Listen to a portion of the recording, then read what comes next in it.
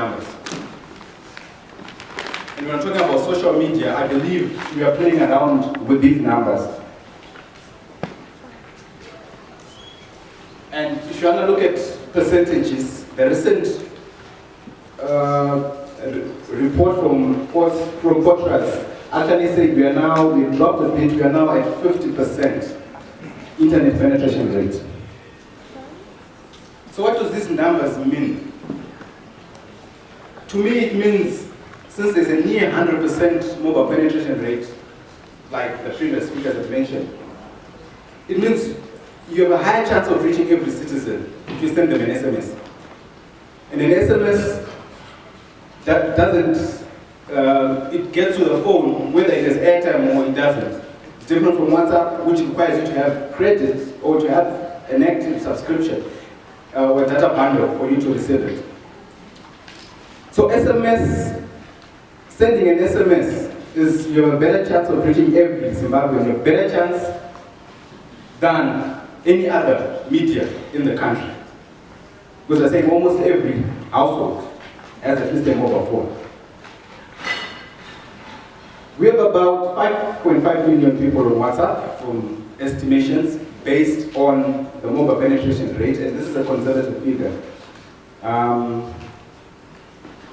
With the WhatsApp is active every day, that's a different story. But we can safely say this could be the minimum number of people who have a SIM card that has some form of internet connectivity and has at some point in time registered on WhatsApp. About 1.2 million users on Facebook. How do I get that figure?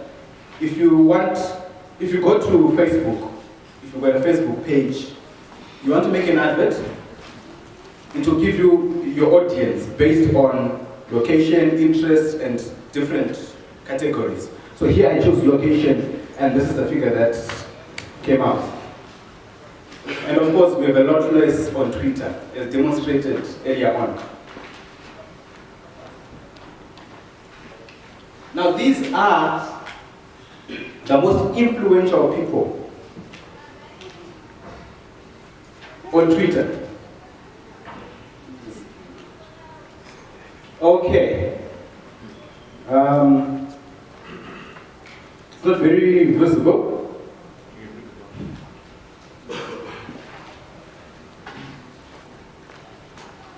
Right.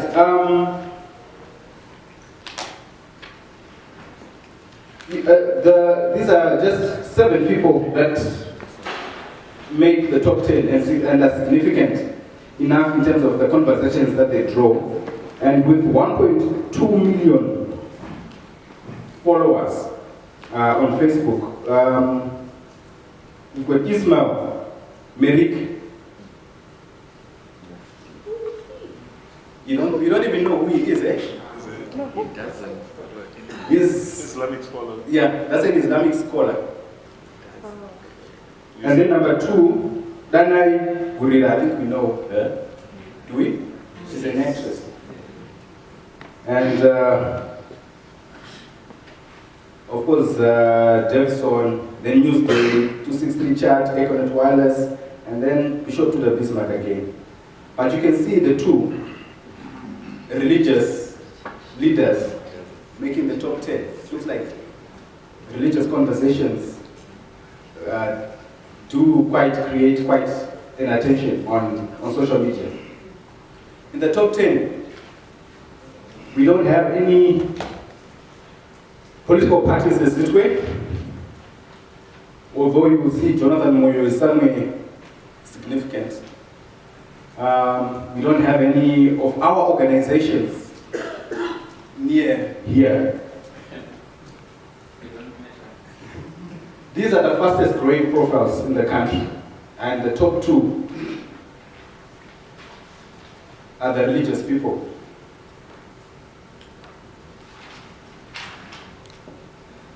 See, the unfortunate thing is that when we have our conversation, we're having our conversations in our little silos, and we don't know what's happening out there. For us, what's trending is perhaps the factional fights that are happening in Zanu-PF, because that's what's happening in our WhatsApp groups. But there's a lot more happening, as you can see. Now, on Facebook,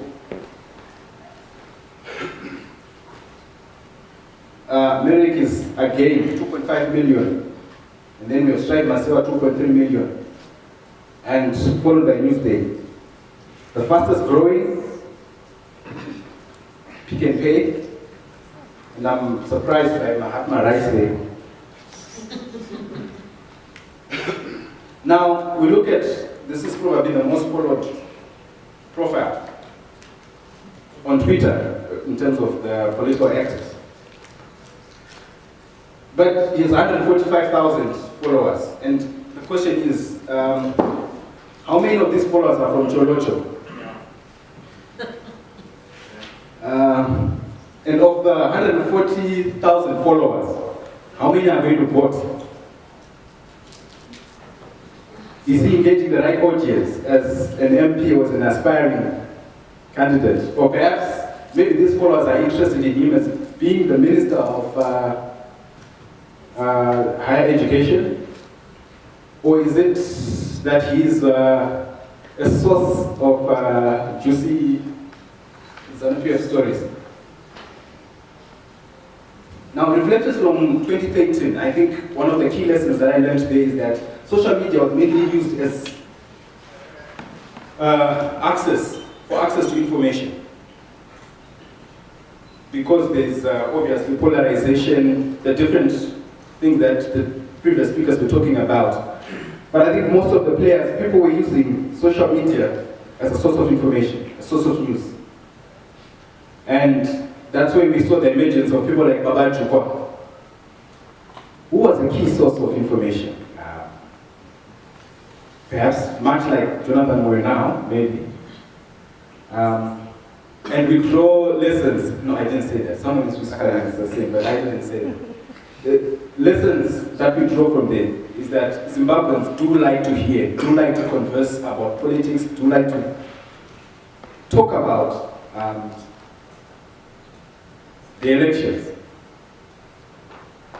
But the second lesson that I learned is that Zimbabwe has no control over its internet content, where it's hosted. More than 80% of our content is hosted outside. And when I say Zimbabwe, I'm talking about the state, I'm talking about the companies here. The infrastructure that we rely on is not in Zimbabwe. We're going to see that as a positive or as a negative. I mean, that's up to you, but we learned this from Baba Chukwa when evidence was required. Even though you're talking about Zimbabwean stuff, people had to travel, or if they did travel, there was missing information that was required from Facebook, where our content, Facebook, Google, Twitter, these are the people who are controlling our content. So all our conversations are not being held here. You'll see how this will come in when we talk about the laws. So what's dominating most of our social media? Like it or not, fake news. It's a disease, I don't know what you call it, but fake news has dominated our social media. Sensation, exaggeration. Even our profile pictures cannot be believed. They're fake ones, they're airbrushed and all that. So there's really a thin line here. How do we tell whether this is fake news or whether this is credible news? A lot, and it goes viral. I remember this time last year when we were talking about the shutdowns, many pictures have been viral.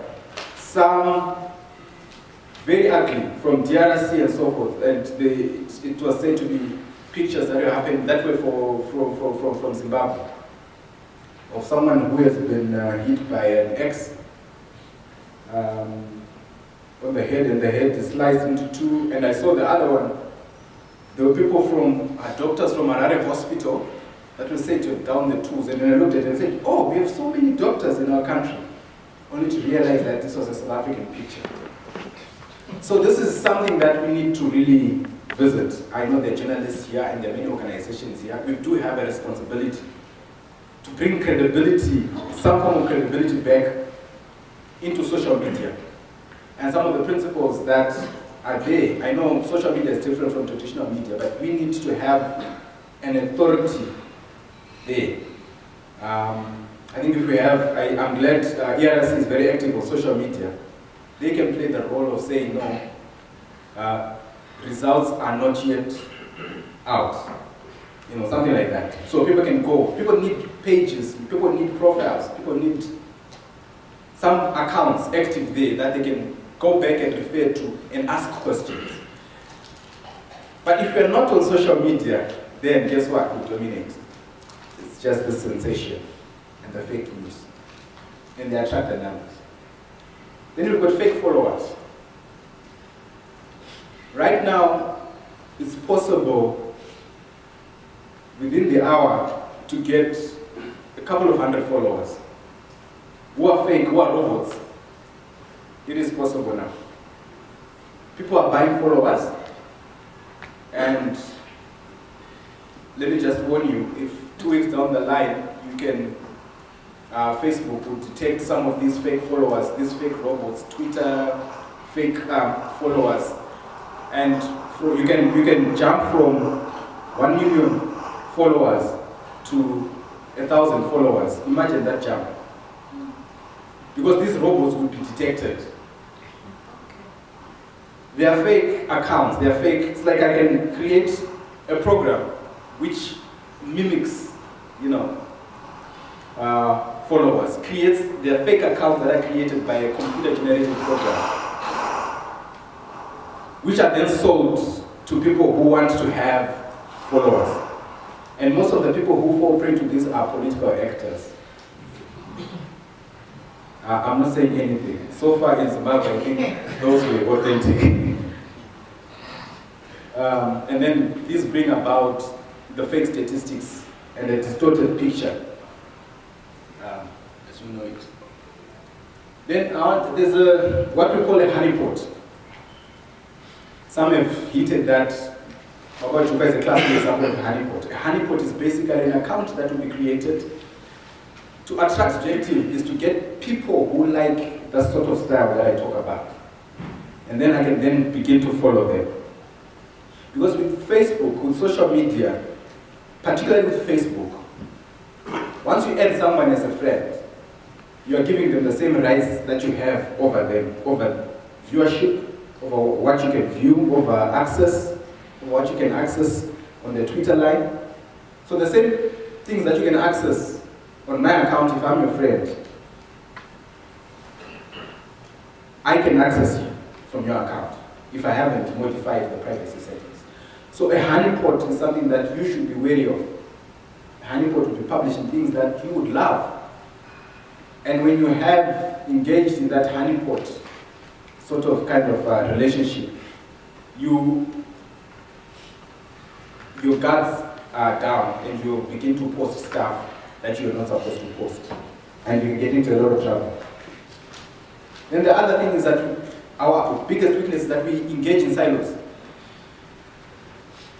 We engage in silos and we are divorced from the truth. Let me use football. I think it's less dangerous to talk about football. Or is it? I'm not sure yet. I'm not sure again. But if you go to the Highlanders Facebook page, there we go again. You can't be talking about dynamos there. I mean, in that world, it's like you're in a world. The same applies when you go to a dynamos page. It's like you're in a world of dynamos people. For you, you are the best thing that has ever happened in football. And the same happens on social media. Activists follow activists. Civic society follows civic society. And the religious people are following the religious people. And then we don't have cross discussions.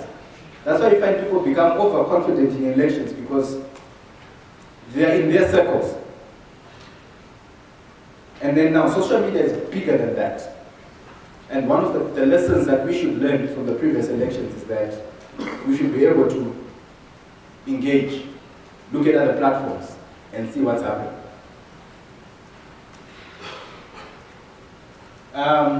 The law is catching up as well. Developments in the law are also catching up. Previously, you need to have a very expensive license and you need to be in the right political basket, let me use for lack of a better word, for you to get a TV license. In Zimbabwe, it's nearly impossible for you to get a TV license. But you can have a Facebook broadcast as an individual without paying any license, with a potential 1 billion viewers on Facebook. But the law is also, there are many developments that are happening in the law to slow down this development on social media.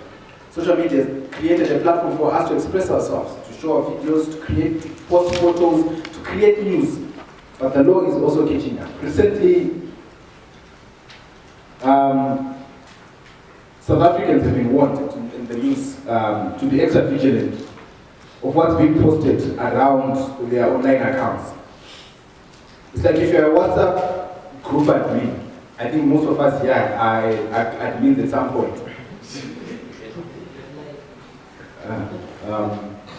Yeah, well, I have a few accounts, of course, that I created. You will be liable. This is case law now. That's the precedence that's now following. A WhatsApp group admin will be liable for content posted on a WhatsApp group. Now, how's that? So are you supposed to stay awake and make sure that people are behaving in your WhatsApp group? And some of these groups are very big. For starters, do you even know the people in your WhatsApp group? Some of them you've never met them because now there's a link that would be activated that you can use to add yourself to a group. There's a case in 2016. High Court in South Africa determined that someone was guilty of defamation because there's a post.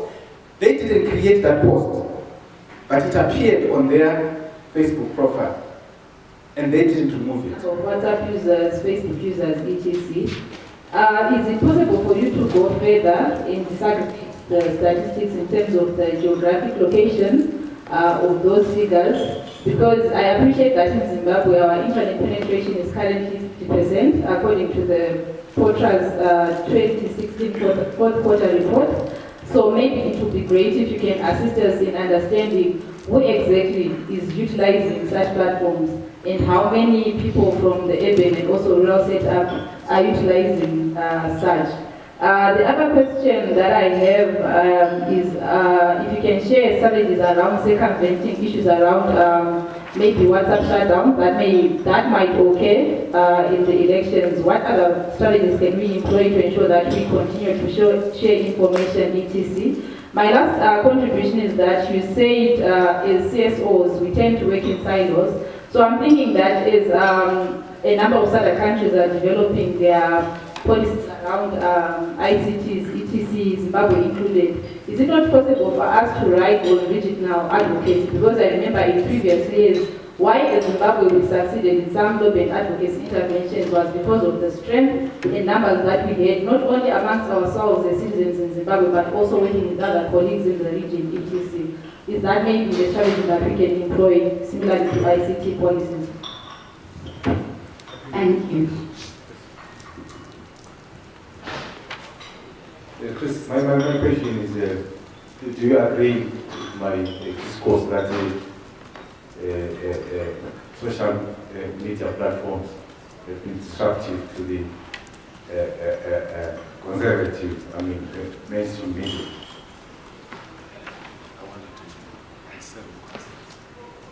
Thank you. Chris? I'll start with the last one. I think they'll be complementary. If anything, they've increased the shelf life of your lead story. And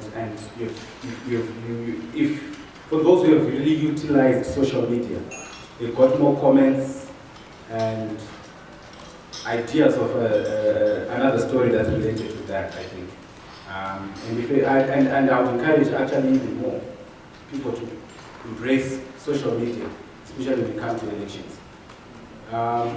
The other question talked about SADC and the regional approach. I think that's the way we should go, because the laws that we are using are based on a SADC model law that was created in 2004.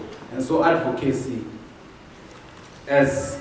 using other regional partners, I think it would help.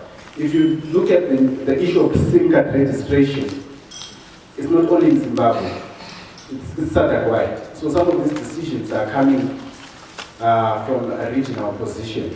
And when they come from a regional position, it's difficult for Zimbabwe in isolation to have its own position, which is too far off the regional position. And then I'm asked to summarize. I said a lot, but to me, I wanted us to make our own conclusions rather than concluding for you. But basically, what I'm advocating for is for us to embrace social media. And embracing it is that in such a way that if we can increase our numbers, I showed the top 5. The people who are influencing are religious, like the Islamic scholar and to the Bismarck. They're making the top 2. I think if we can have the players here making the numbers, to get the numbers going, and if it is possible also, number 2, to improve access, for us to have something meaningful that will come from social media. If we can increase access, I don't know how we're going to do it. Of course, it's a government's mandate. Because if people don't have a WhatsApp bundle, they're not going to share. They're not going to share anything. And then number 3,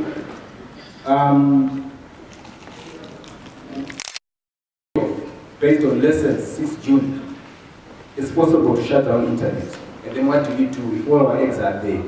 Should we not invest in some tools, in some education, in some awareness on what to do in such an instance? And then I also spoke about embracing technology, new technology. WhatsApp, there's now live video that's coming. And if it's something that we could use, let's create the content. Let's have the content that is to do with elections if we're going to have meaningful impact there. And then there's a lot that I talked about, but we only wanted 5. And let's be wary of honeypots. I cited, someone said Babaluka as an example, not me. Someone said Babaluka as an example.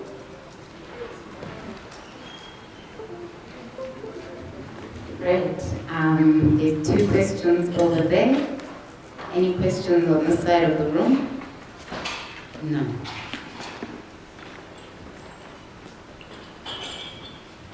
That was very useful. I hope you can get a copy.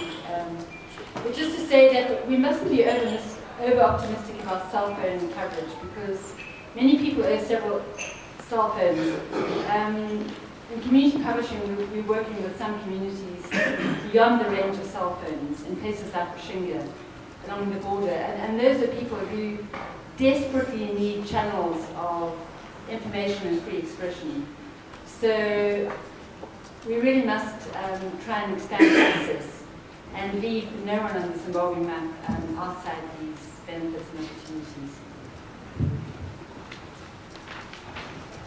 Thank you. I think the state of media literacy in this country is very poor, and I would like to assume that it's worse with regards to social media literacy. What do you think can be done to improve that?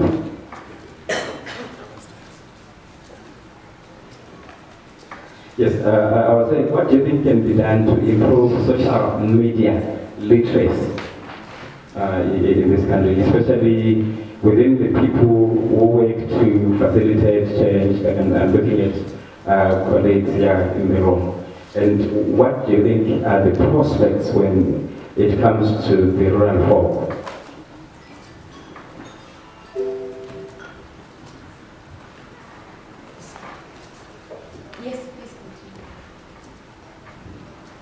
All right, I just wanted to understand a trend that is most prevalent, mostly in young people and even in adults as well. you realize that especially on WhatsApp, when we have national disasters or topical issues that are really making the waves in that very current time, instead of people really taking it seriously, people really end up joking about it. And the relevance or the purpose of the news is kind of diverted at the end of the day, right? So at the end of the day, for example, let's say the 15 billion, instead of people really questioning about what really happened about it and trying to take steps towards it, they really start making jokes and it just becomes a forgotten story.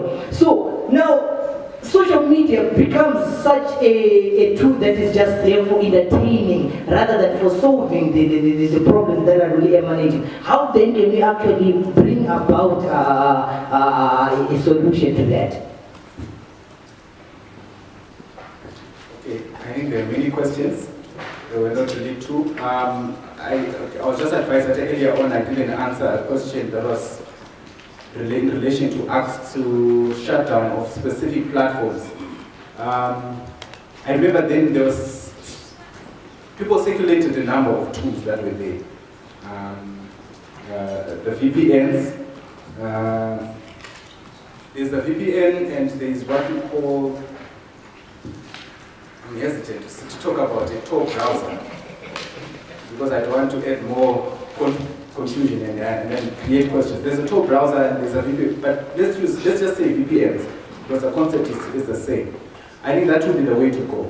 And those who have VSATs, I know there's a lot of VSATs, especially particularly in the rural areas. The VSATs can, for now, they cannot be shut down by an ISP because they themselves, the VSATs are connected directly to a satellite, so they are not using the infrastructure of the telecoms company. I think that's the best way I can answer that bit in terms of that. But let's research more on how to do this, because when you're caught offline and you have no way of getting online, it's difficult now for you to begin to start to research on these tools. So if you learn them now, it becomes better.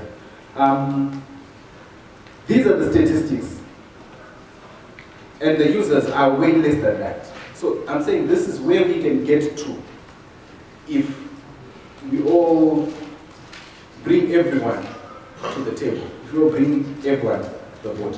I agree the universal fund has not been used very effectively. We still have places that do not have access to 2G and many that do not have access to 3G, and most of Zimbabwe has no access to 4G. Which is critical for some of the tools that we are talking about. Yeah, and I agree with you. There are some places that still do need access. I don't know if it's our place in civil society, advocacy, initiatives to advocate for access in certain areas as well. You spoke about, I don't know if I'm really qualified to comment about how people behave on social media. Yeah, because I myself could be the one who's guilty of making jokes of some of these things. Yeah, it's sad to say, but I don't know what we can do about that, to be honest. But I think what we should do is to be able to create and curate content that's relevant, water education, and to instigate people to have conversation about this online. Is there a question on this? Demographics. Okay, the demographics are difficult to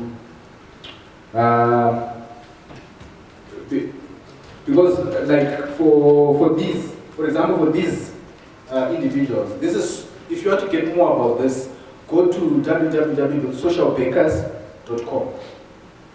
Social Bakers is the one that would list the different people per demographic. I think it's not easy because the Facebook uses IP addresses, the combination of IP addresses and the GPS settings on our phones, and sometimes our phones do not have. Sometimes we use an IP address that's allocated to Nyanga and Joy Harare, and sometimes it's not very accurate. So it's not easy, but it's a task prepared. For these and other stories, visit our website www.263chat.com. Follow us on Twitter @263chat. and like our Facebook page, 263 Chat.